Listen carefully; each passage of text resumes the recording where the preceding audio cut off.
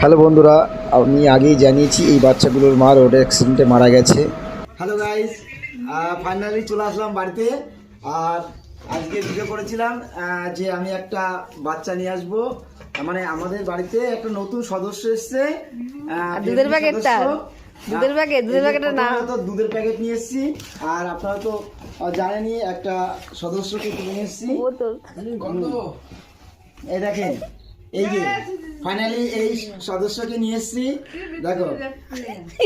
Hello বন্ধুরা, দেখতে পাচ্ছ আমার এই কুকুরের বাচ্চাটা কত বড় হয়ে গেছে। আর এর নাম আমি রেখেছি জ্যাক। কেমন নাম হয়েছে বন্ধুরা একটু জানাবেন। এই বাচ্চাটার মা রোড অ্যাক্সিডেন্টে মারা গেছে, আমি নিয়ে এসেছি। তারপরে দেখো বাচ্চাটার বয়স মাত্র 5 দিন।